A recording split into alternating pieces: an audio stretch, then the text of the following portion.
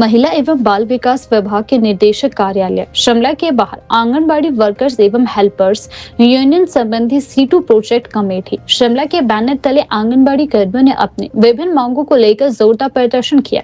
प्रदर्शन के दौरान बड़ी संख्या में वर्कर्स और हेल्पर्स ने भाग लेते हुए विभाग की उदासीनता के खिलाफ रोष जताया और निर्देशक को मांग पत्र सौंपा। प्रदर्शन को संबोधित करते हुए यूनियन नेताओं ने कहा कि आंगनबाड़ी कर्मियों से लगातार अतिरिक्त कार्य लिया जा रहा है, जबकि उन्हें मूलभूत सुविधाएं भी उपलब्ध नहीं करवाई जा रही। उन्होंने आरोप लगाया कि कई महीनों तक वेतन लंबित रखने से कर्मियों को गंभीर आर्थिक संकट का सामना करना पड़ रहा है।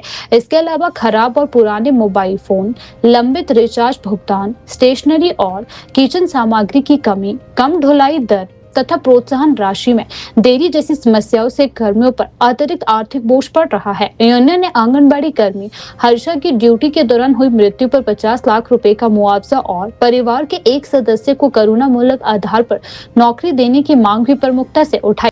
प्रदर्शनकारियों ने चेतावनी दी कि यदि विभाग द्वारा शीघ्र सकारात्मक कार्यवाही नहीं की गई तो यूनियन आंदोलन को और तेज करेगी, जिसकी पूरी जिम्मेदारी विभाग की होगी।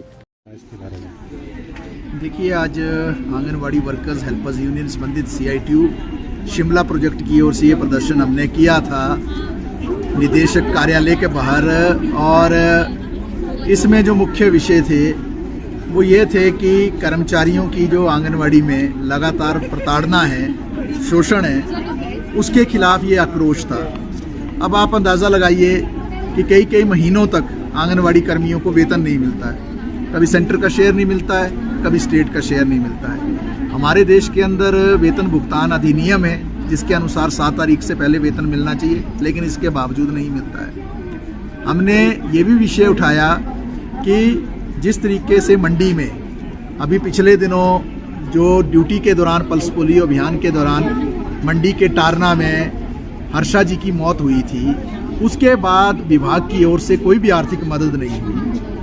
माननीय सुप्रीम कोर्ट ने आंगनवाड़ी कर्मियों के संदर्भ में, ग्रेच्युटी के संदर्भ में एक निर्णय सुनाया है कि आंगनवाड़ी कर्मी ग्रेच्युटी के हकदार हैं। जो 1972 का ग्रेच्युटी का कानून है वो ये कहता है कि ग्रेच्युटी उसी पे लागू होगी जो वर्कमैन होगा, जो मजदूर होगा या कर्मचारी की श्रेणी में आएगा। तो जब सुप्रीम कोर्ट ने आंगनवाड़ी को कर्मचारी मान लिया तो ग्रेच्युटी हिमाचल प्रदेश के अंदर क्यों लागू नहीं होती है आज तक सुप्रीम कोर्ट के निर्णय के बावजूद, ये एक अलग विषय है, वो भी लागू होनी चाहिए थी। लेकिन 1923 का जो कानून है workman compensation act, supreme court के ग्रेच्युटी के निर्णय के बाद ये स्पष्ट हो गया है कि वर्कमैन कंपनसेशन एक्ट के दायरे में भी आंगनवाड़ी कर्मी आएंगे। तो हमने मांग की कि सरकार से इस विषय को उठाया जाए और वर्कमैन कंपनसेशन एक्ट को लागू कर दिया जाए। अगर ये एक्ट लागू हो जाता है तो चाहे हर्षा थी या उससे पहले कुल्लू में या चंबा में जो भी ड्यूटी के दौरान मौत हुई आंगनवाड़ी बहनों की, उनको जो है इसके ज़रिए लाखों रुपए की मदद मिल सकती है। जब वर्कमैन का दर्जा सुप्रीम कोर्ट ने दे दिया तो उसका मायने ये भी है कि ESI का जो कानून है, मेडिकल का कानून, वो भी इन कर्मचारियों पर लागू होता है। तो हमने ये मांग की निदेशक महोदय से कि ESI के कानून को के अंतर्गत इन कर्मियों को लाने के लिए जो है पूरी प्रक्रिया शुरू की जाए, जो कि इनका कानूनी हक बन जाता है सुप्रीम कोर्ट के निर्णय के बाद। हमने ये भी विषय उठाया कि EPF के कानून के दायरे में भी, क्योंकि ये कर्मचारी अब आ जाएंगे जब वर्कमैन का इनको दर्जा मिलता है, तो EPF के संदर्भ में भी कार्रवाई शुरू की जाए। ये सारे विषय हमने उठाए। और क्योंकि आयुष्मान कार्ड की जो सुविधा दी जाती है वो अकेले आंगनवाड़ी कर्मी को दी जाती है, उसके परिवार के लोगों को उसमें शामिल नहीं किया जाता है। तो ESI कवरेज मिलने से परिवार उसकी कवरेज में आएगा। EPF का लागू होने से पेंशन के वो हकदार बनेंगे, EPF की राशि के जरिए उनको मदद हो सकती है। इसके साथ साथ जो रोज़मर्रा की समस्याएं हैं आंगनवाड़ी के अंदर, समस्याएं क्या है कि जो कूड़ा उठाया जाता है उसका जो चार्जेस लिए जाते हैं, एक तो वो कमर्शियल रेट पर लिए जाते हैं, बिजली की चार्जेस कमर्शियल रेट पे लिए जाते हैं। आंगनवाड़ी में कौन सी कमर्शियल एक्टिविटी होती है? आंगनवाड़ी तो सामाजिक सुरक्षा का एक तरह से स्कीम है देश के अंदर, जो है महिलाओं को, किशोरियों को और बच्चों को मदद देती है।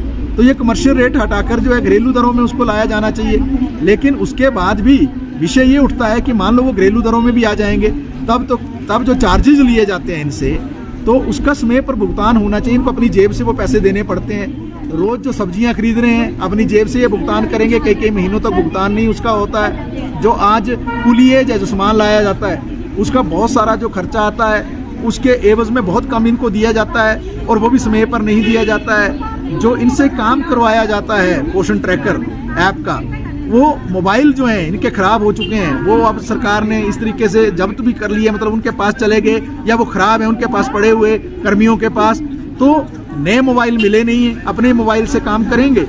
हमने मांग की कि क्योंकि काम इतना ज़्यादा है कि इसमें स्ट्रेस और स्ट्रेन हो जाता है मोबाइल में काम करते हुए, तो इसलिए इनको टैब दिए जाने चाहिए ताकि बड़ी स्क्रीन इनको मिले, अच्छे से ये काम कर पाएँ।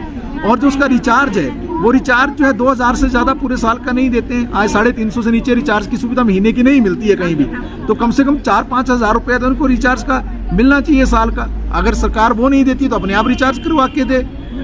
और जो स्टेशनरी का सामान है, जो हाउस कीपिंग का सामान है और दूसरे विषय हैं, बहुत सारे ऐसे विषय हैं जिनको हमने क्रमबद्ध तरीके से एक एक करके उठाया है। हमारी उम्मीद है कि जो निदेशक महोदय ने आश्वासन दिया है कि इन मुद्दों का समाधान होगा, हम मानकर चलते हैं कि इन मुद्दों का समाधान होगा। जो इनके शिकायत निवारण कमेटियां जो इनकी हैं, जहाँ शिकायतों का निपटारा होता है, उसके ज़रिए उस शिकायतों का निपटारा भी होगा और इनको न्याय भी मिलेगा। अगर ऐसा नहीं होता है तो निश्चित तौर से आंगनवाड़ी वर्कर्स हेल्पर्स यूनियन ने पूरे प्रदेश के अंदर राज्य कमेटी ने आह्वान किया है कि 8 जून को हजारों हजार महिलाएं, आज तक इतनी बड़ी विशाल रैली कभी नहीं हुई होगी जो देखने को मिलेगी आंगनवाड़ी की, तो जो है 8 जून को सचिवालय का बहुत बड़ा घेराव हम करेंगे। और उस दिन जो हम सरकार को ये बताएंगे कि अगर हमारी मांगों की आप पूर्ति नहीं करेंगे तो निश्चित तौर से आंगनवाड़ी कर्मी आंदोलन करेंगे और संघर्ष का रास्ता अख्तियार करेंगे।